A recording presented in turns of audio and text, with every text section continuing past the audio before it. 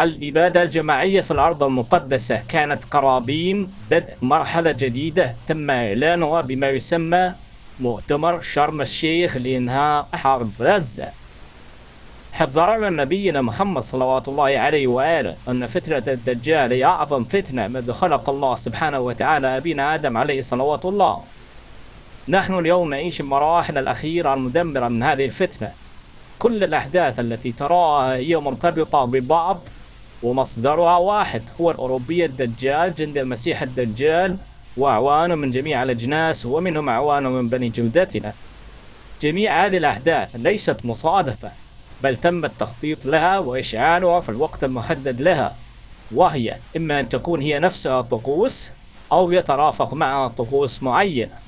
في هذا العالم الشيطاني الدجال الهالك قريبا لا محالة، وجب على المؤمن أن يترك الناس جميعهم ينجو بنفسه، يرحل إلى الجبال والريف البعيد، يكون أولياؤه هم فقط الله سبحانه وتعالى ونبينا محمد صلوات الله عليه وآله وأصحابه سلام الله عليهم، ويتمسك بالقرآن العظيم والسنة النبوية، يكون هما حياته التي يعيشها، يتمسك بهما حرفيا بدون شريك مع أي كتب أخرى، يعض عليهما بنواجذه بقوة إذا أراد النجاة بإذن الله تعالى ورحمته من الغرق في هذا العالم الدجال الشيطاني المجنون. التالي هو أبناء جلدة الأوروبي الدجال يفضحون خططه.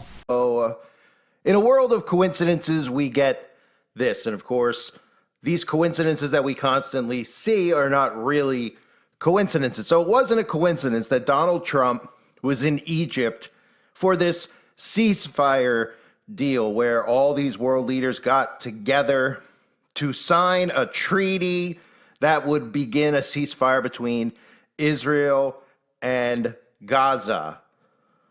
Or should we just call them Hamas, or should we call them by their real name, which is the Mossad, being that Hamas is the creation of the Mossad, and pretty much what you see when it comes to these fictitious wars are governments murdering their own people and committing genocide against their own people. And a lot of the stuff that's obviously been going on over there is for the greater Israel expansion. And what you're going to see with that massive prison that they're building out, that's going to be connected to this smart rebuilt Gaza Strip. So Donald Trump is being called Cyrus the Great.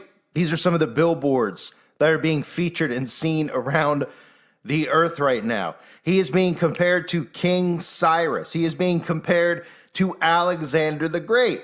So I'm sure it was just a coincidence while Donald Trump is there signing this massive treaty, which he's getting all the credit for. While that's occurring, there was a concert that took place right in front of the pyramids. You may remember Anima. I've covered him in the past. Anima, who has his Genesis project, the end of Genesis. I'm sure that's not biblical at all. And of course, his concerts, if you want to call them that, are all about using massive amounts of frequencies on his audience while conditioning them into transhumanism. And I'm sure it's a coincidence, too, that if you go to Anima's Instagram account, instead of having a nice portrait of himself, he has a portrait of his eye. So he's at the pyramids. He's obsessed with eyeballs, right? Like all these celebrities, all failed optometrists who constantly love to hold a hand up over one of their eyes. And of course, we know the all-seeing eye of Lucifer that is on the back of the dollar bill features that one eye symbolism as well. And as I've mentioned in the past with Anima, again, transhumanism is the name of the game. He even has pictures of himself connected to the Internet of Bodies, kind of like what we saw in the movie The Matrix. Well, now we're seeing The Matrix come to life with everything that's happened since the pandemic, where we're actually seeing man and machine merged, and we're actually witnessing these big tech companies tell us that the future of the smartphone is a brain-computer interface, which means that it's inside of your body, and that by 2030, phones will be obsolete. Well, do you think that that means that we're going back to the old days of horse and buggy with all the control they have over everybody with their cell phones and technology? Well, of course not. What it means is they have to condition you into the next phase of man mixing with machine. So I'm going to play for you some of the stuff from his concert. I might have to remove the audio for copyright purposes, but that's not the point of me showing you this. What you need to pay attention to is all the blatant symbolism the twin pillars, the capstone on the pyramid being lit up. And you'll notice some other things as well, including the gigantic demonic AI that is looking out over the crowd.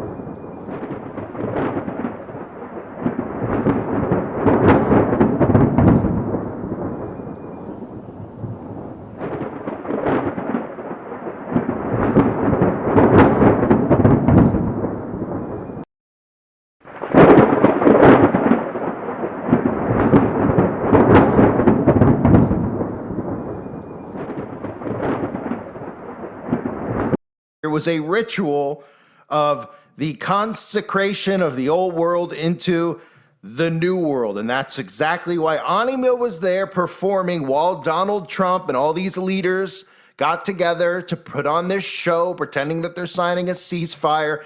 And again, Hamas is an expansion of Mossad.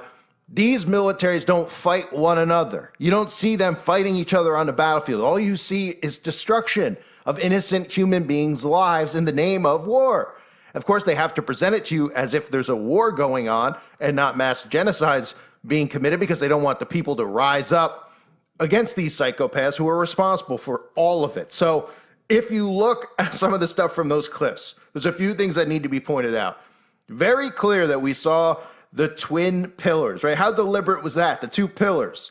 Of course, those are the pillars from Freemasonry. Yahin and Boaz, we always see these two pillars prominently in Freemasonry, whether it's artwork, Freemasonic artwork, or it's actual monuments that they have out in the open, or if you can actually get inside one of these Masonic lodges, you could see it for yourself. In addition to the black and white Masonic checkerboard floors, we always see these two pillars, and you see in that clip. Well, we, of course, like I said, saw the capstone on top of the pyramid lit up, right? That, again, is the all-seeing eye of Lucifer. That was deliberately lit up on purpose because it represents the completion, the connection to the divine, or for them, their connection with their god, Lucifer. And speaking of Lucifer, you may have noticed how blatantly obvious this was in the sky. The way they positioned the lighting behind those two pillars was to make the sigil of Lucifer, a symbol I've exposed many times in the past. You could clearly see it right behind the two pillars, right in front of the three pyramids. Now, you may have also noticed that some of the lighting was deliberately done next to those two pillars as well, which clearly represented the phoenix rising out of the ashes. You could see how it depicts two wings. The lights on the left and the right of the pillars depict two wings, and that's, again, the phoenix rising from the ashes. This is something that Anya uses all the time in his transhumanist performances.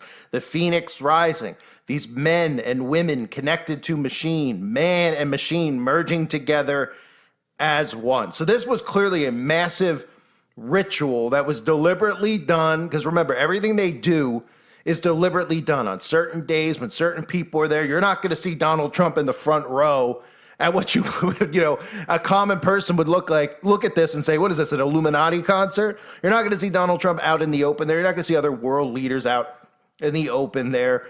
But they were all in attendance. This was deliberately done, as Donald Trump is now being hailed as the great peacemaker, as the modern day Cyrus the Great.